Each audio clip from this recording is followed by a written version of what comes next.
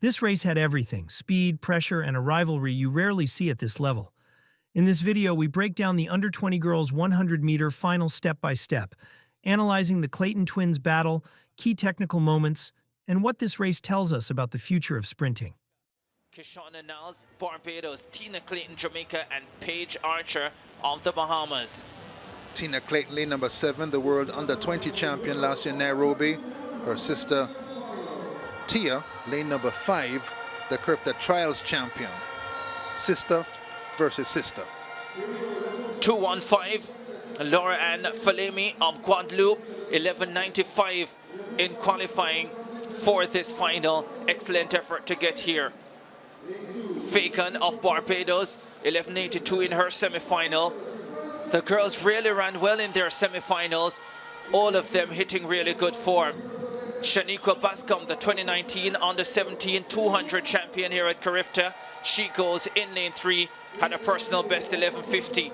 This girl ran really well. Kaliza Smith of Guyana, 11:55 personal best in qualifying, beating Tia Clayton. This is Tia Clayton, controlled her semi-final, won in 11:63. The Jamaican CARIFTA Trials winner, now ready for this big one. Kishonna Niles of Barbados, 11:57 personal best in her semi-final. Would love to improve on that again in the final. Here's the favorite, the world under-20 champion reigning Tia Clayton of Jamaica, 11:09 personal best. And then on the outside, Paige Archer of the Bahamas, 11.84 her best. She goes in lane 8. Bascom and Niles both look good in qualifying. So too did Smith of Guyana. But no one looked quite as good as Tia Clayton. Her sister Tina took it easy in the semi-finals. She's in lane 7.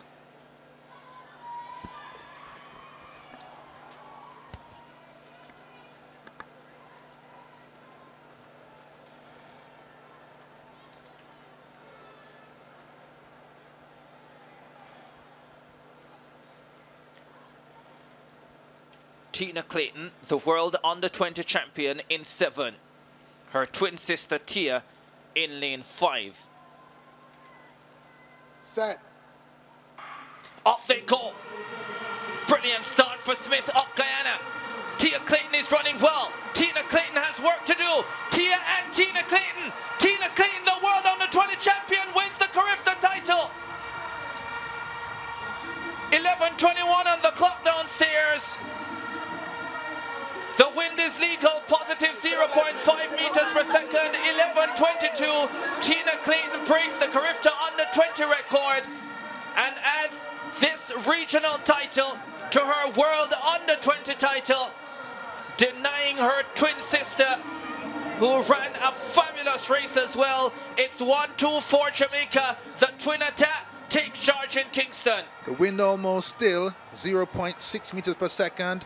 And at the office for the world junior champion got up with the field and then began to power through 11.22 to a CARIFTA meet record, and her sister second. So sister versus sister is Jamaica 1-2. Bascom of Trinidad and Tobago, I think, got up for third. We have another look at it. Terrible start for Bascom of Trinidad and Tobago. And once the twins got ahead, it was a terrible start for Tia Clayton as well, but so much power. And as she crossed the line, she looked across to her left to ensure that her sister had gotten the second place, or maybe she was looking at the clock. There she is on the outside, looking powerful. There's a look inside towards her sister and to the clock, 11.22. And their coach, Michael Dyke, tells me they want to be running for Jamaica in the 100 together at the World Juniors in Cali, Colombia this year. Championship record for Tia Clayton, 11.22. Tia Clayton, 11.30 to take silver. Shaniqua Bascom of Trinidad and Tobago gets bronze at 11.57, just ahead of the Guyanese Kaliza Smith, 11.58. I've been dying all day to hear from Hodge. That is Adeja Hodge of the British Virgin Islands. We'll get The under-20 girls 100 meters final at the 49th CARIFTA Games was not just another sprint race. It was a layered display of developing elite talent, technical contrasts, and competitive psychology under pressure. What unfolded on the track in Kingston combined raw speed with subtle race dynamics, ultimately producing a performance that reinforced the Caribbean's dominance in youth sprinting while highlighting two of its brightest emerging stars. From a pre-race perspective, the narrative was already compelling. Jamaica's twin sprinters, Tina Clayton and Tia Clayton, entered as clear focal points, yet their paths to the final suggested slightly different forms.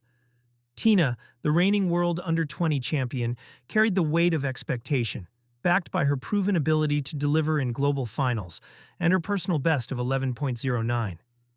Tia, meanwhile, looked equally dangerous, but arguably more fluid in the rounds, particularly in her semifinal, where her execution appeared smoother and less strained.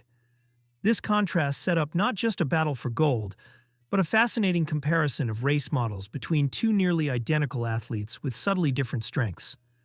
The supporting field added another layer of complexity.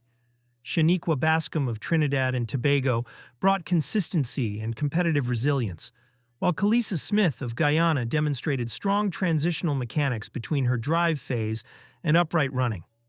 Rakilla Fagan and Paige Archer, though slightly behind on paper, had shown enough in earlier rounds to suggest they could capitalize on any mistakes from the favorites. In a short sprint, especially at the under-20 level, execution often outweighs reputation. At the sound of the gun, the race immediately deviated from the ideal model. The start phase, arguably the most critical segment in a 100-meter race, was imperfect for several key athletes. Tina Clayton did not produce her cleanest reaction or first three steps, and Bascom also appeared slightly compromised out of the blocks. These early inefficiencies created a brief window where the field remained tightly compressed, preventing an immediate separation.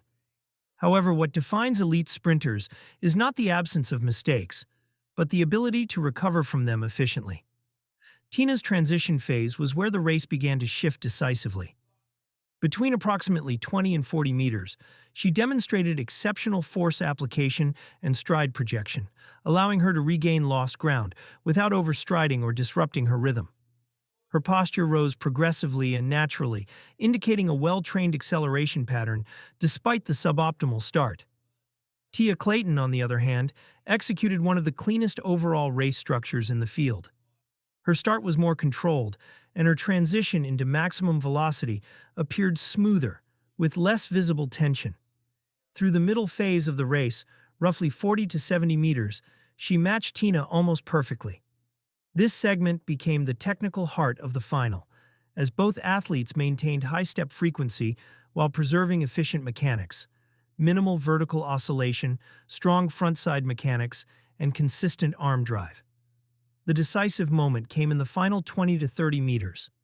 Here, Tina Clayton's superior speed endurance and power output became evident. While both athletes maintained form remarkably well for their age, Tina showed a slightly greater ability to resist deceleration. Her ground contact remained aggressive and efficient, and she was able to continue applying force horizontally, whereas Tia experienced a marginal drop in velocity. This difference, though subtle, is often what separates gold from silver at the highest levels. Crossing the line in 11.22 seconds with a legal tailwind, Tina not only secured victory, but also set a new CARIFTA under-20 record. The time itself, while not a personal best, must be contextualized within the race conditions and execution, particularly the imperfect start. It suggests that her performance ceiling remains even higher under optimal conditions. Tia Clayton's second-place finish was equally significant. Her race confirmed that she is not merely in her sister's shadow, but a world-class talent in her own right. The minimal gap between them underscores how fine the margins are and hints at a rivalry that could define future championships. Behind the Jamaican duo, Shaniqua Bascom delivered a composed race to claim bronze in 11.57. Her ability to remain competitive despite an average start highlights her strength in the latter phases of the race. Kalisa Smith followed closely, reinforcing the depth of talent in the region and demonstrating that the gap between podium contenders is narrowing. Beyond the results, this final offered broader insights into the evolution of youth sprinting. The technical proficiency displayed, particularly in transition mechanics and velocity maintenance, indicates that these athletes are being developed with increasingly sophisticated training methodologies.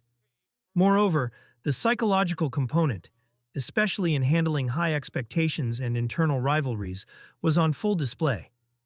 Ultimately, this race was more than a championship final. It was a preview of the future of global sprinting. The Clayton twins, in particular, have already moved beyond the label of promising juniors.